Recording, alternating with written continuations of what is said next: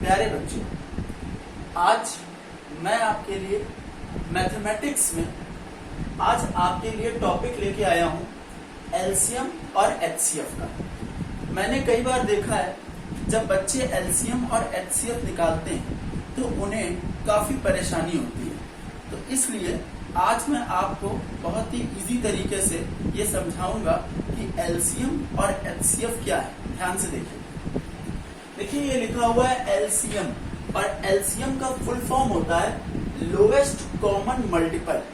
Lowest common multiple Hindi में इसे कहते हैं लघुत्तम समापवर्तक। और ये लिखा हुआ है HCF, highest common factor. Full form क्या होता है? Highest common factor. और हिंदी में इसे कहते हैं महत्तम समापवर्तक, शॉर्टकट में मासा भी कहते हैं बच्चे। देखिए ध्यान से, तो एलसीएम की डेफिनेशन समझिएगा क्या होती है। वह छोटी से छोटी संख्या जो प्रत्येक दी गई संख्या के द्वारा पूर्णतया विभाज्य या विभक्त हो जाए उसे हम कहते हैं एलसीएम। मतलब दो नंबर दिए हों या दो से ज्यादा नंबर दिए हों, जब आप उनका फैक्टर करते हैं तो उसमें ऐसी जो संख्या आए, छोटी से छोटी जो संख्या आए जो उन सारे नंबर्स को डिविजिबल कर दे, उन सारे नंबर्स को डिविजिबल कर दे, उन सारे नंबर्स में उनका भाग चला जाए, तो उसे हम कहेंगे, वो जो संख्या आएगी उसे हम कहेंगे एलसीएम। एचसीएफ की डेफिनेशन क्या है इसको समझिए। दो या दो से अधिक संख्याओं का मासा वह बड़ी से बड़ी संख्या है जो प्रत्येक दी गई संख्या को पूर्णतया विभाज्य करता है या विभक्त करता है। मतलब इसमें से जब आप इनका फैक्टर करेंगे तो एक ऐसी संख्या आएगी जो कॉमन होगी, जो सभी में कॉमन होगी। तो जितनी भी इसमें कॉमन संख्याएं होंगी उनको आपको लेना है। मतलब एक ऐसी संख्या आएगी जिसका भाग हर एक संख्या में, जितने भी दिए होंगी उन हर एक संख्या में चला जाएगा, उसे हम कहेंगे एचसीएफ। अब आसान भाषा में आप इसको समझ चुके हैं। अब इनके एक एक एग्जाम्पल देखिए, तो एग्जाम्पल से आपको और क्लियर होने वाला है कि इनके हम क्वेश्चंस कैसे करेंगे। देखिए, जैसे एलसीएम निकालने के लिए मेरा यहाँ पर एक एग्जाम्पल लिखा हुआ है। ये लिखा हुआ है 12, 16, 30। मैंने यहाँ पे जो एग्जाम्पल दे रखा है इसको मैं आपको बताने जा रहा हूँ भाग विधि के द्वारा। कौन सी विधि के द्वारा? भाग, डिविजिबल मेथड के द्वारा आप सीखेंगे कि एलसीएम को कैसे निकालते हैं। फिर से सुन लीजिए, एलसीएम और एचसीएफ को निकालने के दो तरीके होते हैं। एक डिविजिबल मेथड होता है, एक प्राइम फैक्टराइजेशन मेथड होता है, जिसको हिंदी में हम अभाज्य गुणनखंड विधि भी कहते हैं। एक अभाज्य गुणनखंड विधि हो गई, एक भाग विधि हो गई। अभाज्य गुणनखंड विधि को इंग्लिश में कहते हैं प्राइम फैक्टराइजेशन मेथड, और भाग विधि को इंग्लिश में कहते हैं डिविजिबल मेथड। समझिए, ये आपको जो लासा निकालने का तरीका बताया जा रहा है ये भाग विधि से बताया जा रहा है। जैसे आपके पास संख्या लिखी हुई है 12, 16 और 30। तो ये देखिए हमने 12, 16 और 30 लिख दिया। सबसे छोटी संख्या 2 से ही स्टार्ट किया जाएगा, क्योंकि एक ऐसी संख्या है जिसका हर एक संख्या में भाग चला जाता है। तो सबसे छोटी संख्या 2 से शुरुआत करते हैं। 2 से, तो 2 से 2 शुरुआत करिए, तो 2 से 12, 2 8 16 और 2 से 15 चला। इसके बाद 2 दिया 6, 2 चौको 8 और ये 15 वैसे ही लिखा। अब ये वैसे ही क्यों लिख दिया? क्योंकि 15 जो है वो 2 के पहाड़े में नहीं आता, तो इसको हमने ऐसे लिख दिया। अब इन तीनों संख्याओं को देखिए, तो ये जो 4 है ये 2 से विभाजित हो रहा है, तो 2 दूनी 4 और बाकी दोनों संख्याओं को वैसे ही। फिर ये 2 से विभाजित हो रहा है, तो 2 एकम 2, बाकी दोनों संख्या वैसे ही। अब यहाँ तो 1 आ गया है, तो अब हमने देखा 2 के बाद क्या आता है? 3। क्या 3 से कोई संख्या विभाजित हो रही है? हाँ, 3 से 3 और 15 दोनों विभाजित हो रही है। तो 3 एकम 3 और 3 पंचे 15, और फिर 5 से दे देंगे तो तीनों में।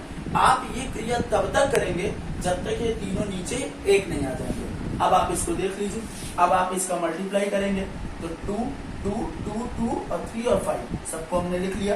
अब 2 दूनी 4, दूनी 8, दूनी 16 ये लिख दिया, और 3 पंचे 15, और 15 का 16 में जब आप गुणा करेंगे तो आपके पास आ जाएगा 240। ध्यान से देखिए, ये आपका ये जो आंसर आया है ये इन सब का मल्टीप्लाई करने पे आया है। इसको ये जो अभी हमने आपको बताया है ये भाग विधि है।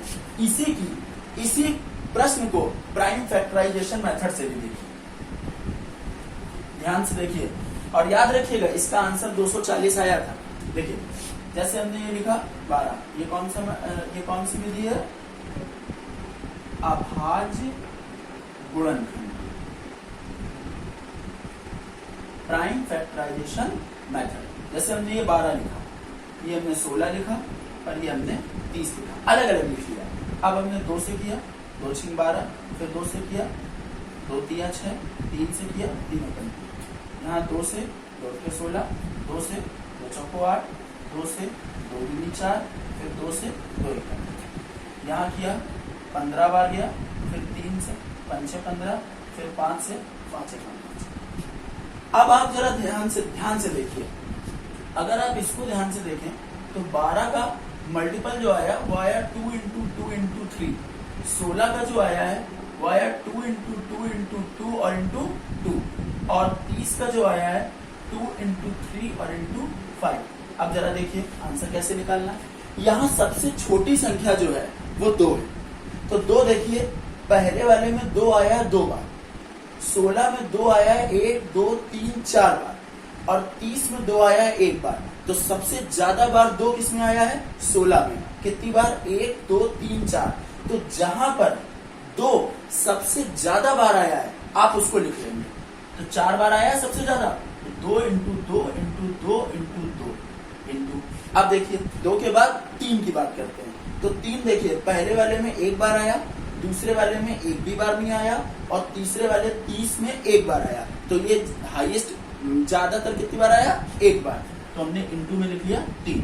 अब लिखा हुआ है, अब देखिए अब 4 है नहीं, 5 है, 5 12 के फैक्टर में 5 नहीं आया, 16 के फैक्टर में 5 नहीं आया, 30 के फैक्टर में 5 1 बार आया है, तो इसको हमने लिख लिया 5। अब जब आप इसका गुणा करेंगे तो 2 दूनी 4 दूनी 8 दूनी 16 और 5 दिया 15, और इसका गुणा करने पर 240। तो ये आज आपने एलसीएम सीखा 2 विधियों के द्वारा। 2 विधि कौन कौन सी?